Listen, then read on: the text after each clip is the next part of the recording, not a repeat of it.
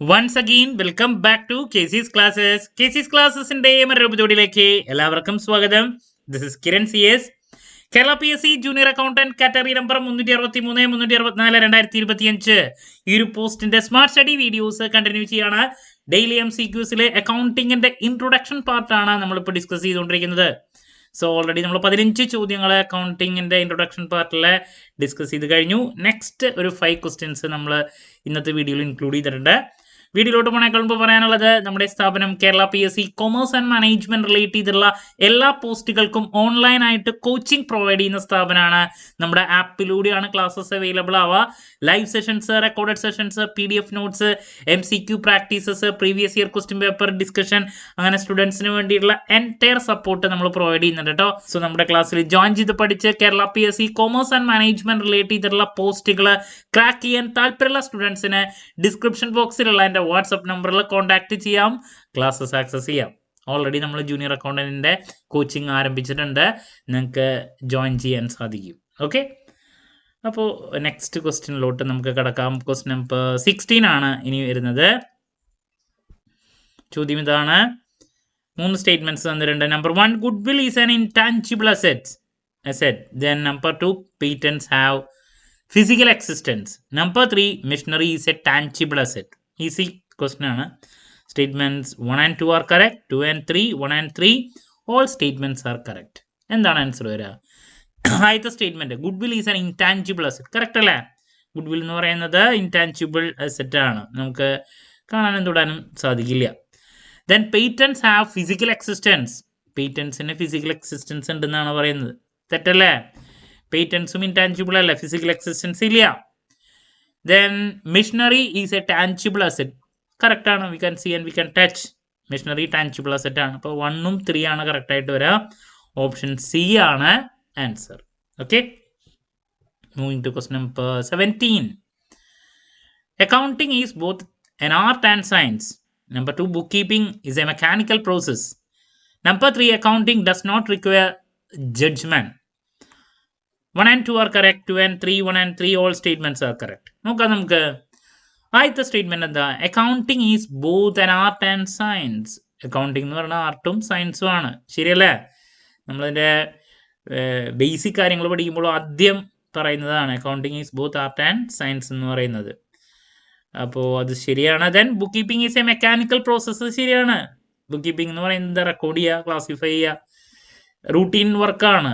അതുകൊണ്ടാണ് അതിനെ mechanical process എന്ന് പറയുന്നത്. ശരിയാണ്. Then accounting does not require judgment. അക്കൗണ്ടിങ്ങിന് ജഡ്ജ്മെന്റിന്റെ ആവശ്യമില്ല എന്ന് പറയുന്നത് അത് തെറ്റല്ലേ? പ്രൊഫഷണൽ ജഡ്ജ്മെന്റ് വേണം അല്ലേ? എക്സ്പെർട്ടൈസ്ഡ് ആയിരിക്കണം. ഒരു അക്കൗണ്ടന്റ് ലാസ്റ്റ് ഇന്റർപ്രിട്ടേഷൻ നടത്തുന്നുണ്ട്, അതിനെ പ്രൊഫഷണൽ എക്സ്പെർട്ടൈസ് ജഡ്ജ്മെന്റ് കൂടിയേ തീരൂ. അപ്പോൾ മൂന്നാമത്തെ സ്റ്റേറ്റ്മെന്റ് പറഞ്ഞിരിക്കുന്നത് തെറ്റാണ്. 1ഉം 2 ആണ് കറക്റ്റ്. ഓപ്ഷൻ A ആണ് ആൻസർ വരാൻ. Moving to question number 18. Profit is excess of income over expenses. Loss is excess of expenses over income. Profit always result in cash flow. 1 and 2 are correct. 2 and 3, 1 and 3, all statements are correct. Okay. Number 1, profit is excess of income over expenses. Correct അല്ലേ? Income minus expense ആണ് profit. ശരിയായിട്ടുള്ള statement. Then loss എന്ന് പറയുമ്പോൾ അതിൻ്റെ opposite, excess of expense over income. Expense കൂടി income കുറയുമ്പോഴാണ് അവിടെ loss വരുന്നത്. ശരി. Profit always result in cash flow. Profit ഉണ്ടാകുന്നത് ക്യാഷ് ഫ്ലോ ജനറേറ്റ് ചെയ്യുമ്പോഴാണെന്നാണ് പറയുന്നത്. ക്യാഷ് ഇൻഫ്ലോ വരുന്നത്, ക്യാഷ് ഇൻഫ്ലോ വരുമ്പോഴാണ് പ്രോഫിറ്റ് ജനറേറ്റ് ചെയ്യുന്നതെന്നാണ് പറയുന്നത്. അത് ആക്ച്വലി തെറ്റായിട്ടുള്ള സ്റ്റേറ്റ്മെൻറ്റാണ്. ഇപ്പോൾ നമ്മൾ സെയിൽ നടത്തി, അത് ക്യാഷ് സെയിലാവാം, ക്രെഡിറ്റ് സെയിലാവാം. ക്യാഷ് സെയിൽ നടത്തുമ്പോഴാണ് നമ്മുടെ കയ്യിലോട്ട് ക്യാഷ് ഇൻഫ്ലോ വരാം, പൈസ വരാം.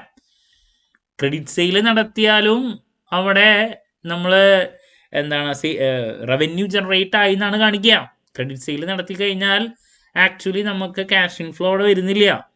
ബട്ട് നമ്മൾ അവിടെ എന്താണ് അക്രൂവൽ ബേസിസ് ഓഫ് അക്കൗണ്ടിങ് പ്രകാരം നമുക്ക് പൈസ കിട്ടിയിട്ടില്ലെങ്കിലും അവിടെ സെയിൽ നടന്നാൽ, ക്രെഡിറ്റ് സെയിലാണെങ്കിൽ നമ്മൾ അവിടെ എന്താണ് റവന്യൂ, ആ രീതിയിലാണ് അതിൻ്റെ ട്രീറ്റ്മെൻറ്റ് വരുന്നത്. അപ്പോൾ ക്യാഷ് ഇൻഫ്ലോ വന്നാൽ മാത്രമല്ല പ്രോഫിറ്റ് ഉണ്ടാവുക, അല്ലാണ്ട് തന്നെ നമുക്ക് അവിടെ പ്രോഫിറ്റ് ആണെന്ന് പറഞ്ഞിട്ടാണ് നമ്മൾ കാണിക്കുന്നത്. അല്ലേ?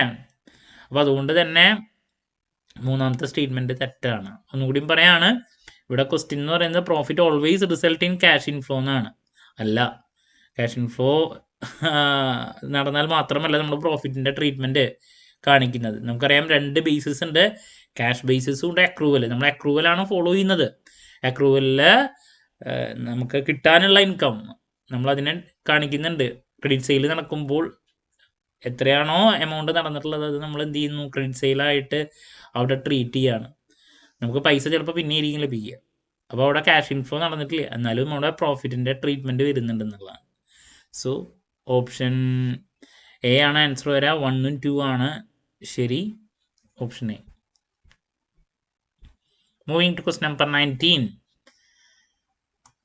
Accounting records only monetary transactions. Employee morale is not recorded in accounting. All business events are recorded in accounting.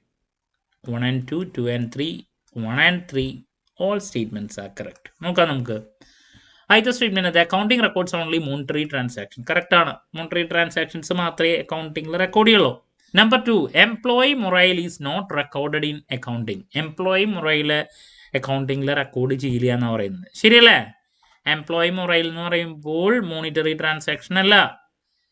അപ്പം അതുകൊണ്ട് തന്നെ നമ്മൾ റെക്കോർഡ് ചെയ്യാറില്ല. അതുകൊണ്ട് സെക്കൻഡ് സ്റ്റേറ്റ്മെന്റ് ശരിയാണ്. Okay, employee morale is not recorded in accounting ശരിയായിട്ടുള്ള സ്റ്റേറ്റ്മെന്റ് ആണ്. ഇനി all business events are recorded in accounting. എല്ലാ ബിസിനസ് ഇവൻറ്റ്സും അക്കൗണ്ടിങ്ങിൽ റെക്കോർഡ് ചെയ്യണു എന്നാണ് പറയണത്. അത് തെറ്റാണ്. എല്ലാതും റെക്കോർഡ് ചെയ്യില്ല. ഫുൾ പലതും അല്ലേ, പല കാര്യങ്ങളും നമ്മൾ റെക്കോർഡ് ചെയ്യാണ്ട് പോകും. അക്കൗണ്ടിങ് റിലേറ്റ് ചെയ്തിട്ടുള്ള മോണിറ്ററി അല്ലെ, ഫിനാൻഷ്യൽ ട്രാൻസാക്ഷൻസ്, ഇങ്ങനെയുള്ള പല കാര്യങ്ങളും മാത്രമാണ് നമ്മൾ കൺസിഡർ ചെയ്യുക.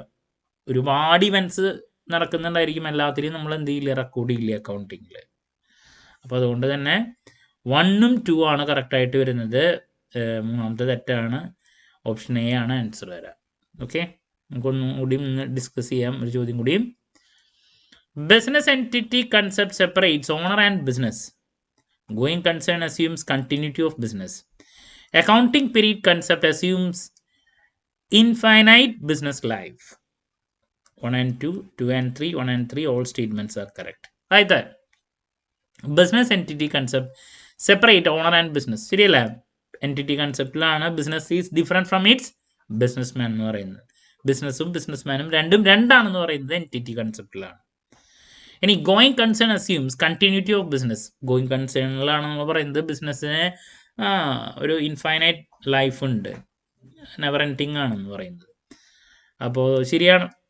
Accounting period concept assumes infinite business life. Going കൺസേണിലാണ് ഇൻഫൈനൈറ്റ് ബിസിനസ് ലൈഫ് എന്ന് പറയുന്നത്. അക്കൗണ്ടിങ് പീരീഡിൽ പറയണത് എന്താ, പീരിയോഡിസിറ്റി കൺസെപ്റ്റ് പ്രകാരം ലോങ് പീരീഡ് ഓഫ് ടൈമിൽ ബിസിനസ് പോകുമെങ്കിലും അതിനെ നമ്മൾ എന്ത് ചെയ്യുന്നു, ഓരോ പീരീഡായിട്ട് ഡിവൈഡ് ചെയ്യണം.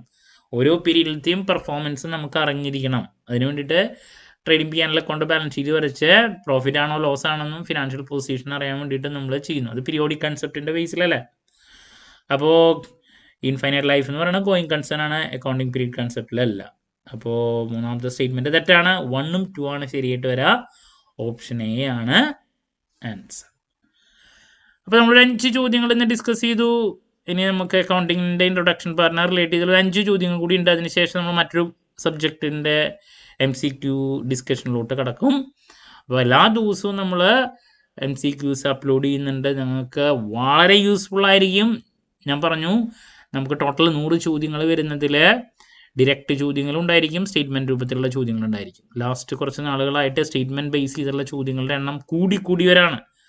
അപ്പോൾ ഡിറക്റ്റ് ചോദ്യങ്ങൾ എല്ലാവർക്കും ആൻസർ ചെയ്യാൻ പറ്റുന്ന ഈസിയസ്റ്റ് ക്വസ്റ്റ്യൻസ് ആണ്. സോ നമ്മൾ സ്റ്റേറ്റ്മെൻറ്റ് രൂപത്തിലുള്ള ചോദ്യങ്ങൾ പ്രാക്ടീസ് ചെയ്ത് അത് ക്രാക്ക് ചെയ്യാൻ സാധിക്കുന്നവരാണ് മെയിൻ ലിസ്റ്റിലോട്ട് എത്തുക. അപ്പോൾ അതിലോട്ട് നിങ്ങളുടെ ഫോക്കസ് കൂടുതൽ കൊടുക്കുക.